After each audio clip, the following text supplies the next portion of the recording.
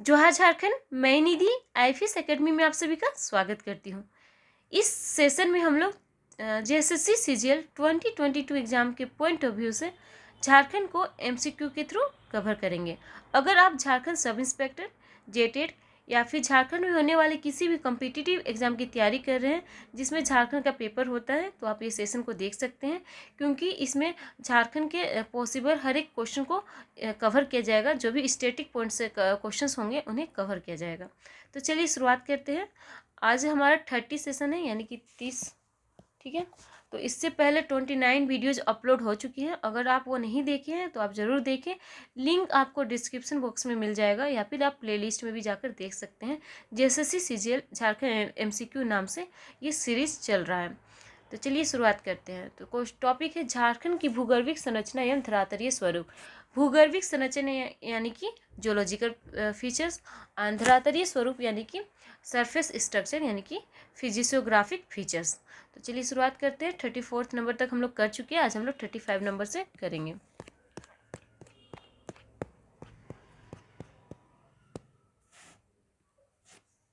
Thirty five number है, पाठ क्षेत्र का निचला भाग निम्न में से क्या कहलाता है? पाठ क्षेत्र का निचला भाग निम्न में से क्या कहलाता है? पाठ क्षेत्र कहाँ है? रांची के पठार के पश्चिम में है, और पाठ क्षेत्र जितना भी हमारा जो पठार है सबसे ऊंचा पठार है, ठीक है। गिरिडीह का जो पहाड़ है पारसनाथ पहाड़, उस पारसनाथ पहाड़ को हम लोग अगर अलग कर दे तो उसके बाद सबसे ज़्यादा हाईएस्ट एलिवेशन किसका है? पाठ क्षेत्र का है। तो पाठ क्षेत्र का निचला भाग को क्या कहते हैं? इसका आंसर है ऑप्शन नंबर बी, दोन, ठीक है। इससे पहले 34 नंबर क्वेश्चन में हम ये पूछे थे कि पाठ क्षेत्र का ऊपरी भाग को क्या कहते हैं? तो ऊपरी भाग को हम लोग क्या कहते हैं? टार कहते हैं, और निचली भाग को हम लोग क्या कहते हैं? दोन कहते हैं, ठीक है। नेक्स्ट आते हैं 36 नंबर। किन नदियों का उद्गम पाठ क्षेत्र से होता है? कौन कौन से नदी हैं जिनका ओरिजिनेट कहाँ से होता है? पाठ रीजन से होता है, यानी कि कौन सी नदियां हैं जो पाठ क्षेत्र से निकलती हैं?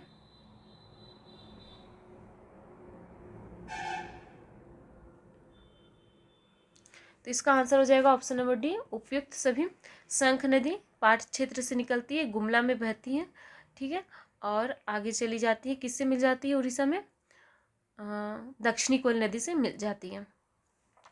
उत्तरी कोयल नदी ये भी पाठ क्षेत्र से निकलती है, ठीक है, और ये कहाँ बहती है? तो नॉर्थ की ओर बहती है, ऊपर की ओर बहती है। इसी में औरंगा और अमानत नदी इसी में मिलती है, उत्तरी कोयल नदी में, ठीक है। और नेक्स्ट है ये बी नंबर, फुलझर नदी। तो फुलझर नदी भी पाठ क्षेत्र से निकलती है। इसका आंसर हो गया ऑप्शन नंबर डी। नेक्स्ट आते हैं 37 नंबर। 12वें के मैदान का आकार कैसा है? 12वें का मैदान का आकार कैसा है? तो एक क्वेश्चन ये भी आता है कि 12वें का मैदान कहाँ स्थित है? तो 38 नंबर क्वेश्चन है, 12वें का मैदान निम्न में से किस क्षेत्र में स्थित है? दोनों का आंसर दीजिए। तो 12वें का मैदान कहाँ पे है? पाठ क्षेत्र में है, ऑप्शन नंबर डी। कहाँ पे है? पाठ क्षेत्र में। और इसका आकार कैसा है? तो इसका आकार है तस्तरी नुमा। कैसा है? तस्तरी नुमा। और पाठ क्षेत्र का आकार कैसा है? पाठ क्षेत्र का आकार कैसा है? तो इसका आकार है त्रिभुजाकार। इस तरीके से आकार देखने को मिलता है, ठीक है। ये जो रीजन हो गया ये हो गया पाठ क्षेत्र, ठीक है। पाठ क्षेत्र का आकार है त्रिभुजाकार, ठीक है, जिसका आधार यानी कि बेस कहाँ पे है? नॉर्थ में है, और शीर्ष यानी कि टॉप कहाँ पे है? साउथ में है, ठीक है। नेक्स्ट आते हैं क्वेश्चन नंबर 39। रांची पठार की औसत ऊंचाई कितनी है? रांची का पठार का यानी कि रांची का जो प्लेटू है उसका औसत ऊंचाई कितनी है? अच्छा, रांची का जो पठार है उसका आकार कैसा है? रांची का पठार का आकार कैसा है? इसका आकार चाकोर है, ठीक है, चौकोर है, चतुर्भुजाकार टाइप का है, ठीक है, इस तरीके से। तो इसकी ऊंचाई कितनी है? 600 मीटर है, ऑप्शन नंबर ए 600 मीटर है। 40 नंबर आते हैं। रांची पठार का निर्माण किस प्रकार की चट्टानों से हुआ है? इसका आंसर आप सभी को देना है, सही सही, ये हम पढ़ाए हैं। रांची का पठार का निर्माण किस प्रकार की चट्टानों से हुआ है? आप लोगों को हम 11th सेशन में 11 सेशन में भूगर्भिक संरचना पढ़ाए थे, यानी कि जियोलॉजिकल स्ट्रक्चर पढ़ाए थे। इसमें हम आपको बताए थे कि आर्किन की चट्टानें कहाँ मिलती है, 90% एरिया में मिलती है, ठीक है। और वो 90% एरिया कौन कौन से एरिया को कवर करता है, तो उसके अकॉर्डिंग आप यहाँ पे बताइए। तो आर्किन चट्टान रांची के पठार को भी कवर करता है, और आर्किन क्रम की चट्टानों में ही ग्रेनाइट और नीस पाए जाते हैं, इसलिए इसका आंसर हो जाएगा नीस एंड ग्रेनाइट, ठीक है। तो इसका आंसर हो गया ऑप्शन नंबर डी, ए और सी दोनों, ठीक है। बेसाल्ट चट्टान कहाँ पे मिलती है, तो बेसाल्ट चट्टान आपको मिलती है राजमहल के एरिया में, ठीक है, राजमहल का क्षेत्र में। 41 नंबर क्वेश्चन आते हैं, कौन सी नदी रांची पठार को हजारीबाग के पठार से अलग करती है? कौन सी नदी है जो रांची का पठार को हजारीबाग के पठार से अलग करती है? तो नदी तो नहीं पढ़ाए हैं, बट अगर आप 11th सेशन देखे हैं, अच्छा 11th सेशन में हम, हाँ 11th सेशन में हम आपको बताए थे गोंडवाना क्रम की चट्टानें कहाँ पे मिलती हैं, तो वो दामोदर रिवर को कवर करती है, ठीक है। तो दामोदर रिवर किस चीज़ को अलग करता है, रांची का पठार और हजारीबाग का पठार को। तो यहाँ पे आंसर हो जाएगा ऑप्शन नंबर बी, ठीक है। कौन सी नदी है जो रांची के पठार और हजारीबाग के पठार को अलग करती है, तो इसका आंसर हो जाएगा दामोदर नदी। ये लगभग बीचों बीच पड़ती है, मतलब कि रांची से ऊपर बहती है, ठीक है, लगभग बीचों बीच। 42 नंबर आते हैं, झारखंड के किस पठार का काल लगभग चौकोर है, यानी कि झारखंड का कौन सा पठार है जिसका काल लगभग चौकोर है, यानी कि चार भुजाकार है, चतुर्भुजाकार टाइप का है। कौन सा पठार हुआ, ये हो गया रांची का पठार, अभी जस्ट बताए थे। क्वेश्चन नंबर 43 आते हैं। 43, चाईबासा के मैदान की औसत ऊंचाई निम्न में से क्या है? चाईबासा का मैदान का औसत ऊंचाई निम्न में से क्या है?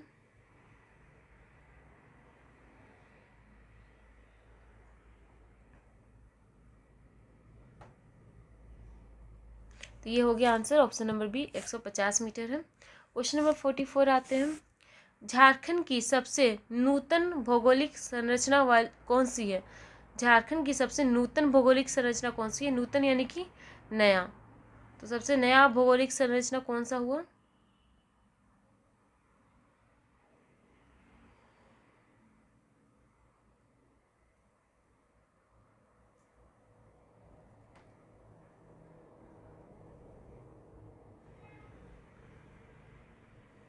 तो इसका आंसर है ऑप्शन नंबर सी, राजमहल ट्रैप, ठीक है। राजमहल ट्रैप है वो झारखंड की सबसे नूतन भौगोलिक संरचना है। ये बुक के अकॉर्डिंग है, ठीक है, ये बुक के अकॉर्डिंग है, ठीक है। बुक में इसका आंसर है राजमहल ट्रैप, लेकिन मेरे अकॉर्डिंग ये होना चाहिए गंगा क्षेत्र और सोन क्षेत्र। सोन क्षेत्र तो हो गया गोंडवाना क्रम का, मेरे अकॉर्डिंग इसका आंसर हो जाना चाहिए गंगा क्षेत्र, ऑप्शन नंबर बी। क्यों होना चाहिए, क्योंकि गंगा क्षेत्र में जो न्यू एलिवियल सोल आके आया है और डिपॉजिट हुआ है, यानी कि न्यू एलिवियल डिपॉजिट है ना, नवीनतम जरूर निक्षेपण, ठीक है। तो ये क्षेत्र सबसे नया है, तो इसका आंसर हो जाना चाहिए ऑप्शन नंबर बी, गंगा क्षेत्र, लेकिन बुक में दिया है राजमहल ट्रैप, ठीक है। नेक्स्ट आते हैं 45 नंबर, निम्न में से किस युग में राजमहल ट्रैप का निर्माण हुआ है?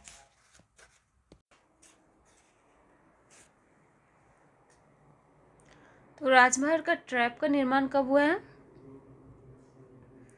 इसका निर्माण हुआ है जुरासिक युग में। कब हुआ है? जुरासिक युग में। 46 नंबर आते हैं, निम्न में से कौन राजमहल क्षेत्र की औसत ऊंचाई को प्रदर्शित करता है? यानी कि राजमहल क्षेत्र है, इसका औसत ऊंचाई को कौन प्रदर्शित कर रहा है, यानी कि इसका औसत ऊंचाई कितना है? किसका? राजमहल क्षेत्र का। तो राजमहल क्षेत्र का औसत ऊंचाई है 150 से 300 मीटर, ऑप्शन नंबर बी। क्या है? 150 से 300 मीटर। 47 नंबर आते हैं, झारखंड का सर्वोच्च शिखर कौन है? झारखंड का सर्वोच्च शिखर कौन है? तो सबसे ऊंचा शिखर कौन सा है? पारसनाथ पहाड़ी, ऑप्शन नंबर ए, ठीक है। नेक्स्ट आते हैं क्वेश्चन नंबर 48, पारसनाथ की समुद्र तल से ऊंचाई कितनी है? पारसनाथ का समुद्र तल से ऊंचाई कितना है? तो ये है 1365 meter, option number C. Question number 49, निम्न में से किस पठार का हिस्सा है पारसनाथ की पहाड़ी? यानी कि पारसनाथ की पहाड़ी कौन से पठार में आता है? तो पारसनाथ का पहाड़ी कहाँ पे है? गिरिडीह में है, यानी कि गिरिडीह पठार में आता है, option number B. Question number 50 आते हैं, पारसनाथ किस जिला में स्थित है? पारसनाथ कौन सा जिला में है? तो ऑब्वियसली गिरिडीह में है, option number A. Question number 51 आते हैं,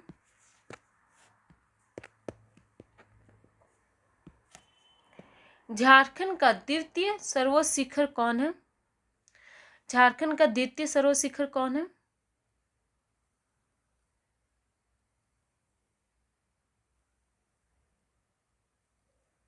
तो द्वितीय सर्वोच्च शिखर हो गया सर्वोच्च पहाड़ी, ऑप्शन नंबर बी। 52 नंबर आते हैं, नेतरहाट किस क्षेत्र का सबसे ऊंचा क्षेत्र है? नेतरहाट कौन सा क्षेत्र में सबसे ऊंचा क्षेत्र है? नेतरहाट बहुत लोग घूमने जाते हैं, टूरिस्ट प्लेस है, ठीक है, सनसेट सनराइज देखने के लिए। तो ये कहाँ पे है? पाठ क्षेत्र में, option number C. Question number 53 आते हैं, पारसनाथ की पहाड़ी किस नदी की घाटी के निकट स्थित है? कौन सा नदी की घाटी के निकट है पारसनाथ की पहाड़ी?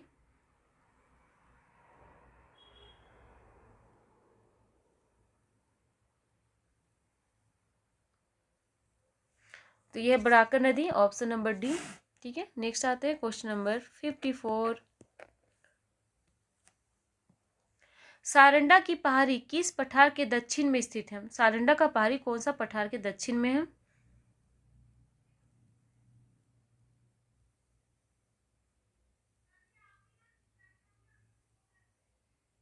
तो सिंहभूम का जो पठार हुआ उसके दक्षिण में क्या है? सारंडा का पहाड़ी है, ठीक है। सारंडा का पहाड़ी कहाँ पे आता है? वेस्ट सिंहभूम में आता है। क्वेश्चन नंबर 55 आते हैं, वीर मित्रपुर की पहाड़ी किस पठार के दक्षिण में स्थित है? कौन सा पठार है जिसके दक्षिण में वीर मित्रपुर की पहाड़ी है?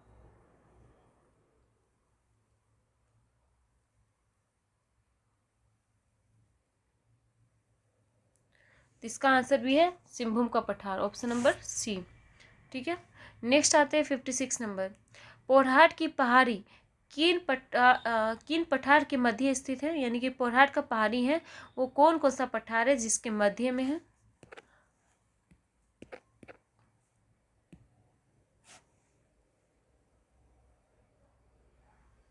तो पोरहाट का पहाड़ी आ जाता है रांची का पठार और सिंहभूम के पठार के मध्य में, यानी कि ऑप्शन नंबर डी। नेक्स्ट है 57 नंबर, निम्न में से कौन सा पठार कठोर पायरोक्सी ग्रेनाइट से निर्मित है? यानी कि कठोर पायरोक्सी ग्रेनाइट से बना हुआ पठार कौन सा है?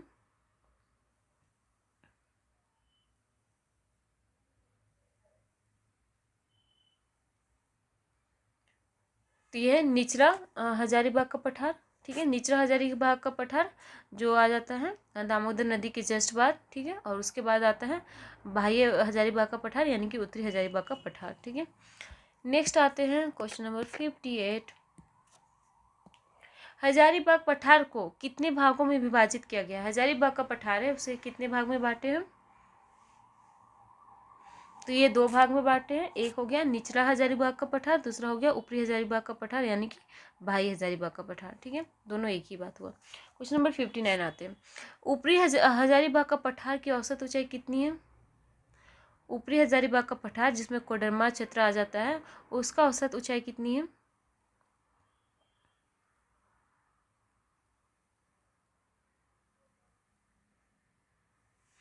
तो ये हो गया 600 मीटर। कितना हो गया? सॉरी 600 मीटर होगा, इसका आंसर हो जाएगा 600 मीटर। ठीक है, कितना है? 600 मीटर। और यही चीज़ पूछता कि निचला हजारीबाग का पठार का औसत ऊंचाई कितना है? तो निचला का है 450। ठीक है, नेक्स्ट आते हैं क्वेश्चन नंबर 60, झारखंड के किस भाग में राजमहल ट्रैप अवस्थित है मतलब कि राजमहल ट्रैप कौन से भाग में सिचुएटेड है? तो राइट साइड में है, राइट साइड यानी कि उत्तर पूर्व। ठीक है, आंसर हो जाएगा ऑप्शन नंबर डी, उत्तर पूर्व। ठीक है, और गंगा का गढ़वा वाला रीजन जो है सोन नदी का क्षेत्र वाला, ठीक है, तो वो किधर हो गया? लेफ्ट साइड में। ठीक है, यानी कि गरवा पलामू लेफ्ट में है, साहेबगंज राइट में है। 61 नंबर आते हैं। निचला हजारीबाग पठार की औसत ऊंचाई कितनी है? जस्ट बता दिए कितनी है, 450 मीटर है। ठीक है, नेक्स्ट आते हैं 62 नंबर। आपको फीट में याद करने की ज़रूरत नहीं है, ठीक है, ये आपको मीटर में याद रखेंगे तो ये काफ़ी है, एग्जाम में मीटर से ज़्यादा जाएगा नहीं। राजमहल की पहाड़ी क्षेत्र का विस्तार कितना है? राजमहल का पहाड़ी क्षेत्र का विस्तार कितना है? तो ये लगभग 2000 किलोमीटर स्क्वायर है। कितना है? 2000 किलोमीटर स्क्वायर। क्वेश्चन नंबर 63 आते हैं।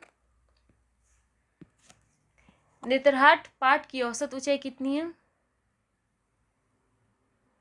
नेतरहाट पाट की औसत ऊंचाई कितनी है? तो ये 1180 मीटर हो गया। 64 नंबर आते हैं। गणेशपुर पाट की औसत ऊंचाई कितनी है? तो गणेशपुर पाट जो है वो पाट क्षेत्र में द्वितीय ऊंचा स्थान है, यानी कि सबसे ऊंचा स्थान है नेतरहाट पाट क्षेत्र में, और उसके बाद है गणेशपुर पाट। ठीक है, ये भी पाट क्षेत्र का ही हिस्सा हुआ, और ये सेकंड नंबर पे आता है। यह इसका औसत ऊंचाई 1171। 65 नंबर है। जनीरा पाट की औसत ऊंचाई कितनी है? तो जनीरा पाट कहाँ आता है? पाट क्षेत्र में ही आता है, और इसकी औसत ऊंचाई कितनी है?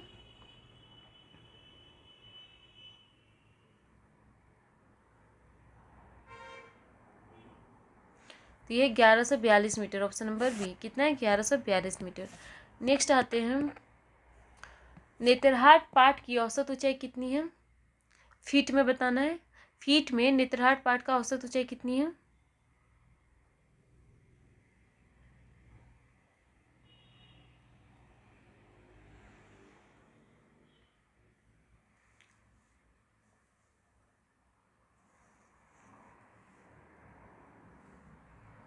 इसका आंसर है ऑप्शन नंबर 3871। ठीक है, ठीक है, 3871 फीट में इसकी ऊंचाई, किसकी? नेतरहाट पाट की। 67 नंबर आते हैं। चाईबासा का मैदान उत्तर में किस श्रेणी से घिरा हुआ है? यानी कि चाईबासा का मैदान है, उसके उत्तर में कौन सा श्रेणी है?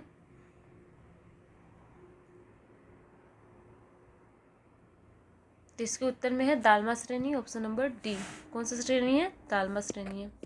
चाईबासा का मैदान पूर्व में किस पहाड़ी से घिरा हुआ है? क्वेश्चन को काफी डीपली पूछ रहा है। ठीक है, पूर्व में कौन सा पहाड़ी से घिरा हुआ है?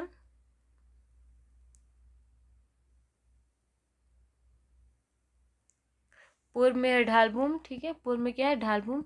चाईबासा का मैदान दक्षिण में किस पहाड़ी से घिरा हुआ है? यानी कि इसके दक्षिण में क्या है? तो इसके दक्षिण में है कोल्हान पहाड़ी, option number A. Question number 70। Chaibasa का मैदान पश्चिम में निम्न में से किससे घिरा हुआ है? चाईबासा का मैदान चारों तरफ से पूछ लिया, तो इसके दक्षिण में पश्चिम में कौन है? पश्चिम में है सारंडा वन है। ठीक है, 71 नंबर आते हैं। चाईबासा का मैदान पश्चिमोत्तर में निम्न में से किससे घिरा हुआ है? यानी कि पश्चिम उत्तर में किससे घिरा हुआ है? खतरनाक क्वेश्चन पूछा है। तो यह है पोरहाट की पहाड़ी, ऑप्शन नंबर सी। 72 नंबर आते हैं। निम्न में से किस क्रम की चट्टानों को लो अयस्क की श्रृंखला भी कहा जाता है? लो अयस्क की श्रृंखला, आयरन ओर सीरीज। आपको पढ़ा चुके हैं, आंसर दीजिए। Iron ore series, iron ore series कौन से क्रम की चट्टानें हैं जिसको कहा जाता है? आपको हम पढ़ाए थे 11th सेशन में झारखंड की भूगर्भिक संरचना, जियोलॉजिकल स्ट्रक्चर ऑफ झारखंड, बहुत अच्छे से डिटेल डिस्कशन किए हैं, और हर एक पॉसिबल क्वेश्चन भी वहाँ पूछे हैं। ठीक है, तो इसका आंसर बताइए।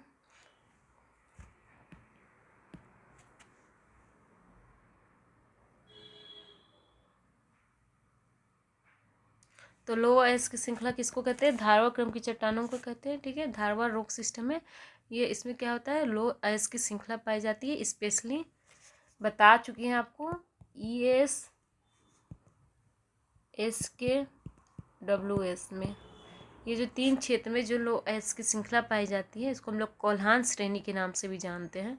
धारवाड़ रॉक सिस्टम में पाई जाती है। ESSKWS क्या है? East Singhbhum, Saraikela Kharsawan and west Singhbhum. East Singhbhum, Saraikela Kharsawan, west Singhbhum. ठीक है, नेक्स्ट आते हैं 73 नंबर। झारखंड में गोंडवाना क्रम की चट्टानें किस लिए अत्यंत प्रसिद्ध है?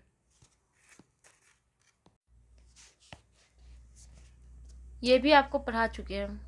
गोंडवाना क्रम पढ़ा है ना, गोंडवाना रॉक सिस्टम, भूगर्भिक संरचना। 11th सेशन जरूर देख लीजिए अगर आपको नहीं आ रहा है तो, और देख चुके हैं तो कोई बात नहीं। ऑप्शन नंबर 20 का आंसर हो जाएगा। गोंडवाना क्रम में क्या पाया जाता है? कोयला का निक्षेप प्रचुर मात्रा में पाया जाता है, ठीक है। कोल डिपॉजिट पाया जाता है किसमें? गोंडवाना रॉक सिस्टम में। 74 नंबर आते हैं। झारखंड के छोटा नागपुर क्षेत्र की ऊंचाई कितनी है? यानी झारखंड का जो छोटा नागपुर क्षेत्र है उसका ऊंचाई कितना है? तो इसका औसत ऊंचाई है 760 मीटर, ठीक है। क्वेश्चन नंबर 75 आते हैं। झारखंड के किस पठार को बाह्य पठार के नाम से भी जाना जाता है? यानी कि झारखंड का कौन सा पठार है, कौन सा प्लेटू है जिसको हम लोग बाह्य प्लेटू यानी कि आउटर प्लेटू बाह्य पठार के नाम से भी जानते हैं?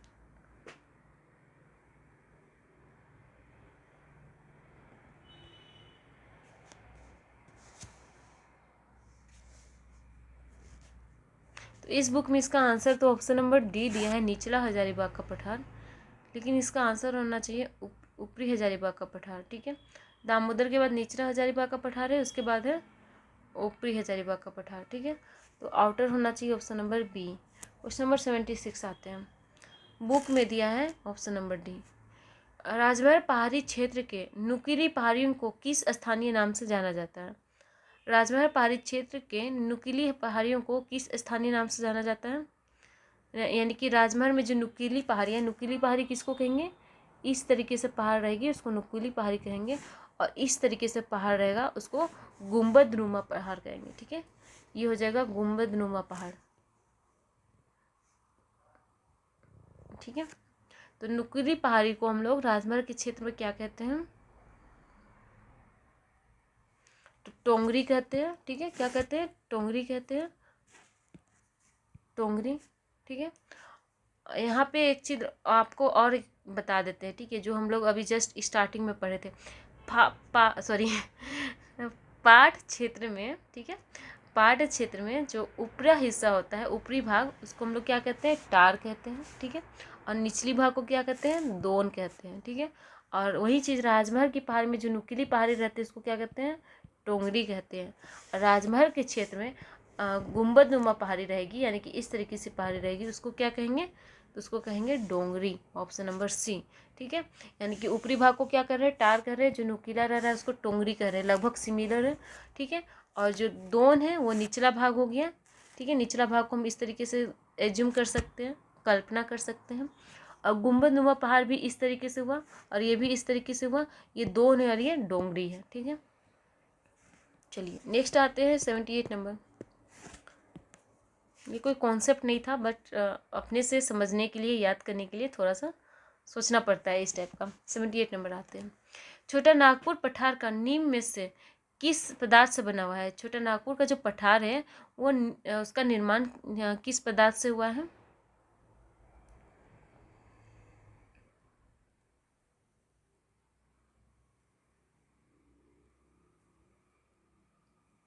तो यहाँ आंसर तो लावा दिया है और ऑप्शन नंबर सी। बट छोटा नागपुर का पठार का निर्माण लावा से हम लोग कैसे कर सकते हैं? बिल्कुल नहीं कह सकते हैं। छोटा नागपुर का पठार हमारा झारखंड का 2/3 हिस्सा को कवर करता है, और झारखंड में 90% एरिया में क्या मिलता है? आर्कियन की चट्टानें मिलती है, आर्कियन क्रम की चट्टानें, ठीक है, आर्कियन रॉक सिस्टम। और छोटा नागपुर का पठार है उसमें अधिकतर आर्कियन क्रम का चट्टान देखने को मिलता है, यानी कि इसका आंसर क्या हो जाना चाहिए? ग्रेनाइट और नीस होना चाहिए। तो ऑप्शन में ग्रेनाइट और नीस नहीं दिया है, ना ही आर्कियन क्रम की चट्टान दिया है। इसका आंसर होना चाहिए ऑप्शन नंबर डी, बुक में दिया है लावा, ठीक है। तो आप सोच लीजिए आपको क्या आंसर सही समझना है, ठीक है। चलिए मिलते हैं नेक्स्ट वीडियो में, तब तक के लिए बाय बाय। आप लोग देखिएगा संपूर्ण झारखंड का अध्ययन 12th सीरीज हम लोग कल लेकर आएंगे, ठीक है। तो कल ये सीरीज जरूर देखिएगा जिसमें हम आपको बताएंगे झारखंड का धरातलीय स्वरूप, यानी कि फिजिकल फीचर ऑफ झारखंड, ठीक है। मिलते हैं नेक्स्ट वीडियो में।